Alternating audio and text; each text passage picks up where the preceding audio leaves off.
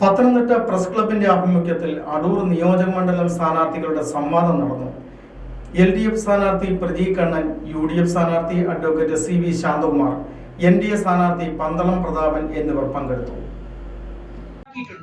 ഏതെങ്കിലും തരത്തിലുള്ള എപ്പോഴും നമുക്കറിയാം ഒരു സർക്കാരിന്റെ കാലഘട്ടത്തിൽ തന്നെ എല്ലാ കാര്യങ്ങളും പൂർത്തീകരിക്കാൻ ചിലപ്പോൾ സാധിക്കണമെന്നില്ല. ഇനിയും ധാരാളം പദ്ധതികൾ സാധിക്കാനുണ്ട്, ധാരാളം കാര്യങ്ങൾ തുടങ്ങി വെച്ച പലതും പൂർത്തീകരിക്കാനുണ്ട്. അത് തീർച്ചയായിട്ടും ഇടതുപക്ഷ ജനാധിപത്യ മുന്നണിയുടെ വിജയത്തിലൂടെ സാധ്യമാകും എന്ന് തന്നെയാണ് എനിക്ക് പറയാനുള്ളത്. അപ്പോൾ അതിന് വേണ്ടിയിട്ടുള്ള നമ്മുടെ അടൂരിലെ ജനങ്ങൾ അത് മനസ്സിലാക്കി അതിനുള്ള അവസരം എനിക്ക് തരുമെന്നുള്ള വിശ്വാസം എനിക്കുണ്ട്. തീർച്ചയായിട്ടും ഈ ഒരു തെരഞ്ഞെടുപ്പ് സമയത്ത് വളരെ സമയം ചെലവഴിക്കാനില്ലാത്തത് കൊണ്ട് ഉടനെ തന്നെ പോകേണ്ടതായിട്ടുള്ളത് കൊണ്ടാണ് ഞാനിത് ഒരുമിച്ച് പറയുന്നത്.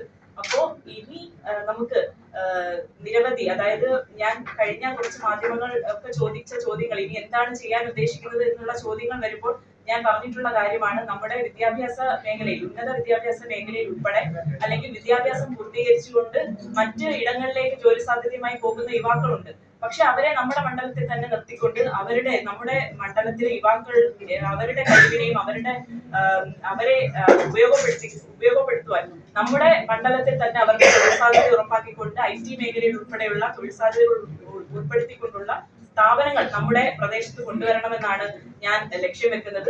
അതോടൊപ്പം തന്നെ പന്തളം കേന്ദ്രീകരിച്ചുള്ള നമ്മുടെ ശബരിമല ഉൾപ്പെടെയുള്ള തീർത്ഥാടന സ്ഥലങ്ങളുമായി ബന്ധപ്പെട്ട് പന്തളം കേന്ദ്രീകരിച്ചുകൊണ്ടുള്ള ടൂറിസം പദ്ധതികൾ ഉൾപ്പെടെ, തീർത്ഥാടന ടൂറിസം പദ്ധതികൾ ഉൾപ്പെടെ, അതുപോലെ തന്നെ ഉന്നത വിദ്യാഭ്യാസ രംഗത്തുൾപ്പെടെ നമുക്ക് ഇനിയും കൊണ്ടുവരാൻ സാധിക്കുന്ന, പ്രത്യേകിച്ച് നമുക്കറിയാം കോളേജുകൾ, ആർട്സ് ആൻഡ് സയൻസ് കോളേജുകളൊക്കെ നമ്മുടെ പ്രദേശത്തുണ്ട്. പക്ഷെ സ്ഥാനാർത്ഥി പറഞ്ഞ പോലെ ആ മാർക്കറ്റിന്റെ അവസ്ഥ ഒന്ന് പോയി കാണും. രാവിലെ ഞാൻ മാർക്കറ്റിൽ കൂടി അങ്ങോട്ട് പിടിക്കുകയാണ്. മാർക്കറ്റിൽ കൂടെ നടക്കാൻ കഴിയില്ല. അത് പറഞ്ഞപ്പോ ഏത് സാംസ്കാരിക നായകന്റെ പ്രതിമ അവിടെ ഈ 15 വർഷക്കാലം ഏതെങ്കിലും ഒരെണ്ണം ഉദ്ഘാടനം ചെയ്തിട്ടുണ്ടോ? ഒരു ചെറിയ സ്റ്റാച്ചു ഉണ്ടോ? ഇനി എന്ത് ചെയ്യാനാ? ഏതാ പൂർത്തീകരിക്കേണ്ട പദ്ധതി? ഏത് പദ്ധതിയാ പൂർത്തീകരിക്കാനുള്ളത്?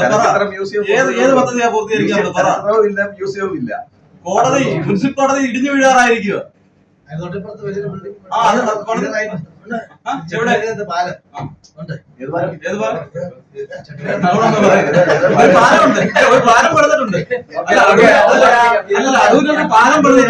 ഒരു പാലമുണ്ട്.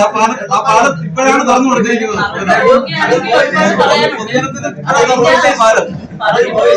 ഒരുപാട് പറയാനുണ്ട്. കഴിഞ്ഞ 10 വർഷക്കാലത്തിന് മുൻപ് UDF ഗവൺമെന്റ് ഇവിടെ ഭരിച്ചിരുന്ന സമയത്ത് വിദ്യാഭ്യാസം പൂർത്തീകരിച്ചിരുന്ന വിദ്യാർത്ഥിയായിരുന്ന ഒരു വ്യക്തി കൂടിയാണ് ഞാൻ. അന്നത്തെ ഈ സർക്കാർ സ്കൂളുകളുടെ അവസ്ഥയും ഇന്നത്തെ സർക്കാർ സ്കൂളുകളുടെ അവസ്ഥയും അന്നുണ്ടായിരുന്ന അവസ്ഥയും കൂടെ ഒന്ന് താരതമ്യം ചെയ്താൽ തന്നെ ഇവർക്ക് കാര്യങ്ങൾ ബോധ്യപ്പെടും. ഏതെങ്കിലും തരത്തിൽ മുന്നേറ്റ പദ്ധതികൾ തുടരണമെങ്കിൽ ആദ്യം ഒന്ന് തുടങ്ങി വെക്കണമല്ലോ. അപ്പൊ ആ പദ്ധതികൾ തുടങ്ങി വെച്ചത് കൊണ്ടാണ് ഇപ്പോൾ തുടരണം എന്ന് പറയുന്നത്. എന്തായാലും ശാന്തകുമാർ വളരെ ബുദ്ധിപൂർവ്വം, എന്നെ പ്രസവിച്ചത് പന്തളത്താണെന്ന്